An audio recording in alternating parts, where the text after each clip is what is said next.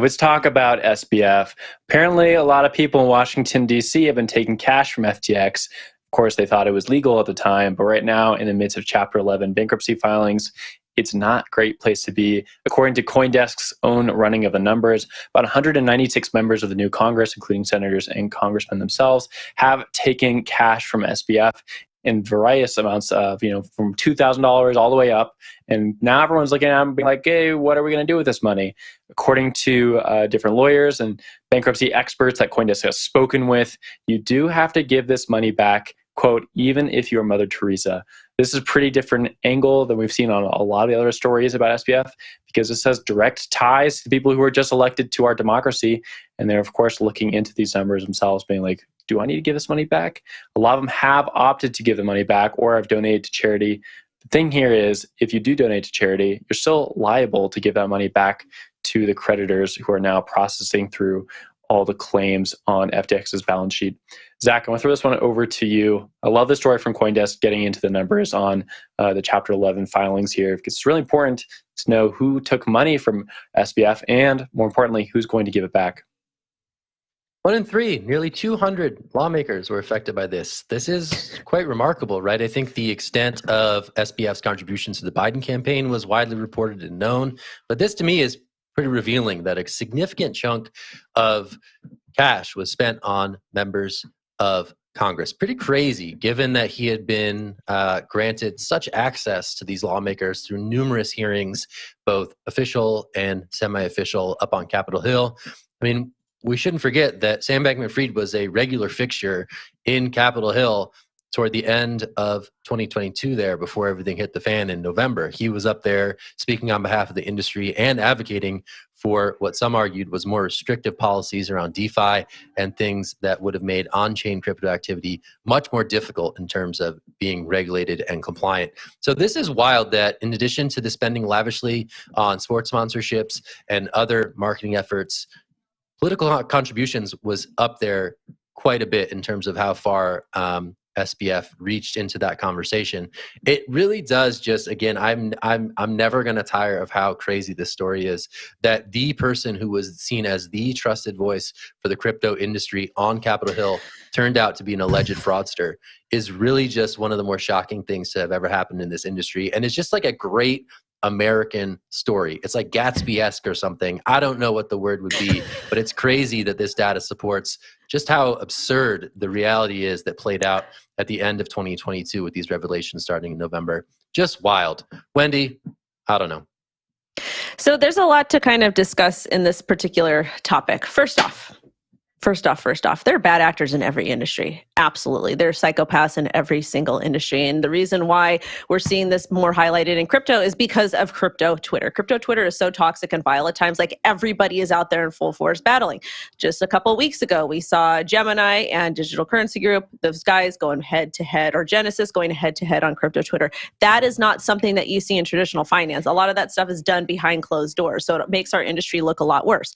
However, with that being said, this really kind of stems back to our public servants. Why are they allowed to take donations? Why can't they operate on the budgets that are already given to them through our tax dollars? So that makes me take a step back and ask a bigger question, like who's really at fault here? If SBF is got caught giving money to 1 out of 3 lawmakers in the United States of America, just imagine other industries, how much money that they're giving to these lawmakers that isn't being disclosed. And again, I don't have the data on that right now, but if we're seeing we're seeing just one entity like FTX, a multi-billion-dollar entity, FTX giving all this money to all these lawmakers. Imagine what some of these other large corporations are doing that has the capital in the food industry, in the retail industry, in the delivery industry, pharmaceutical industry, banking industry. There's people with way more money than SBF, and it's still happening. So realistically, this is a American problem. It's an American government problem. It's a problem with our public servants, and it kind of needs to stop. I'm kind of at the point to where we shouldn't, if you're going to be a public servant, you actually need to serve the people instead of doing it for money and accepting all this money on the back end. It's a ridiculous story to me. It's absolutely disgusting, and I just want to see better from our public servants on all end. And again, you guys, this isn't just happening in crypto. Yeah, I'll pick it back up there. This is how it works. Zach. I mean, this is people sort of exercising or basically articulating their support, right? Articulating their support in form of contribution, whether it's a small time person or a big business. And this is kind of how it works, I think, in modern US democracy, right? And oftentimes But it checks shouldn't. get people's ear. I guess you're right. It shouldn't, right? It shouldn't necessarily be that, oh, I wrote $2,900 to a congressional member, and now he's going to hear me out potentially on crypto issues that matter to me, right? Some of these amounts are relatively small. Maybe it should work this way, where you and I can do this potentially with the equally the same footing as someone like Sam Bankman-Fried. Potentially that is the way it should work. But I agree that this is across the board how industries get their stories heard on K Street, right? That oftentimes they hire big lobbying firms to further advance these messages, right? Rather than these direct contributions. Honestly, maybe the direct contributions are less impactful than some of the lobbying spend that we've seen from big actors in this space over the last few years who have really tried to get that story out there to regulators in a way that they understand. So this to me is something that is absolutely, to Wendy's point, par for the course, standard operating procedure as it relates to how our democracy functions, maybe for better or worse. And it's not necessarily a crypto story, but a DC story. And I hear you on that. Will, I'm going to kick it to you. Sorry for stepping on you. Now, I want to push back a little bit on what you guys are saying, because I do think that the sword cuts both ways, right? So in the case of SBF, you don't like the fact that he was lobbying on behalf of the industry because, in fact, he was going against the industry in many ways. Zach, you brought up the DeFi stuff that he was talking about in August. That definitely hurt the industry. That being said, there's a lot of people in Washington, D.C. or other governments around the world who do not like crypto and don't want crypto to be pushed forward. I was talking to a large public miner the other day about this whole issue. They're listed on the NASDAQ, and his number one concern is actually government. It's not about Bitcoin. It's not about mining. It's not about like the state they're operating in.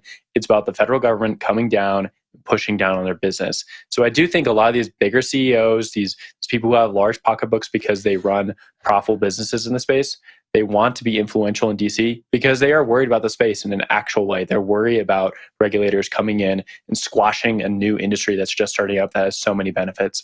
I think we just really got an unlucky hand, right? Like we hit the 8-ball really early with SBF when we shouldn't have, and that's unfortunate, but it's where we're at. I still think that we need to have industry leaders in Washington, D.C. I don't like the lobbyist part. I agree with both you guys. That is just an unfortunate part of our democracy. But I think it is important, if that's how the game is played, to have good representation on Capitol Hill. Zach, back to you. And those people are going to have to double down on their efforts, because as articulated in this article, there is a massive amount of distrust out there right now that their trusted gateway to the crypto industry turned out to be allegedly a massive fraud. That is giving them much doubt, right? The guy who is quoted in the kicker is saying, it's hard for us not to believe that there aren't other FTXs out there. So you better believe that lobbying spend that you mentioned, Will, might be getting ramped up to sort of correct if that is indeed a misperception. Anyway, good times, DC.